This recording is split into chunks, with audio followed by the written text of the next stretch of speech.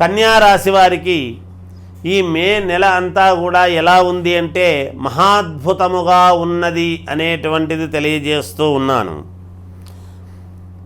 అనుకూలమైనటువంటి గ్రహ సంచారముతో ఉండేటువంటి దాని వలన వృత్తి వ్యాపారాలు ఏ వృత్తి చేసుకునేటువంటి వాళ్లకు ఆయా వృత్తులలో ఉన్నతత్వము, వ్యాపారాలు చేసుకునేటువంటి వాళ్లకు వ్యాపారములలో మంచి మంచి లాభాలు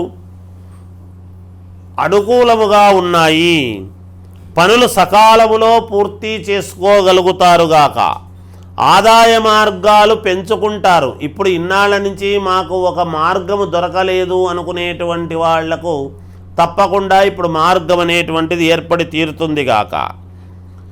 ఆరోగ్య సమస్యల నుంచి బయటపడతారు. ఎందుకంటే ఏదైనా దీర్ఘకాలికమైనటువంటి అనారోగ్యాలు ఉంటే ఖచ్చితముగా ఈ మాసము మేలు జరుగుతుంది గాక. పూర్ణ ఆరోగ్యవంతులుగా ఉంటారు. దీర్ఘకాలిక వివాదాల నుండి ఉపశమనము లభిస్తుంది.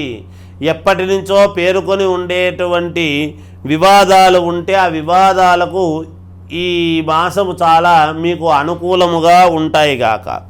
బంధుమిత్రుల యొక్క ఆగమనము ఆనందాన్ని కలిగిస్తుంది.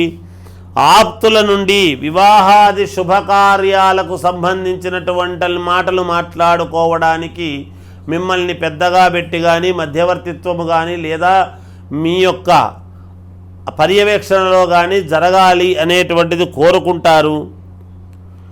అలాగే సంతాన విషయాలలో శుభవార్తల మీద శుభవార్తలు వింటారుగాక. కీర్తి ప్రతిష్టలు పెరుగుతాయి ఈ రాశివారికి. వ్యాపార వ్యవహారాలు అత్యంత అనుకూలముగా సజావుగా జరుగుతాయిగాక. నూతన పరిచయాల వలన ఆర్థిక లాభాలు అనేటువంటివి బాగా అందిపుచ్చుకుంటారు. మాసము చివరిలో ముఖ్యమైనటువంటి పనుల ఒత్తిడి అనేటువంటిది పెరుగుతుంది.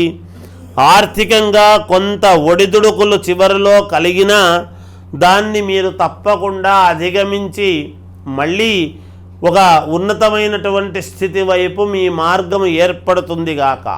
ఇంకా మెరుగైనటువంటి ఫలితాలు సాధించాలి అనుకునేటువంటి వాళ్లకు విష్ణు సహస్రనామ పారాయణం చెయ్యండి, మేలు జరుగుతుంది. ఏది ఏమైనా వ్యక్తిగతమైనటువంటి జాతకాలను ఒక్కసారి పరిశీలన చేసుకోండి, మీకు మేలు జరుగుతుంది. జయోస్తు.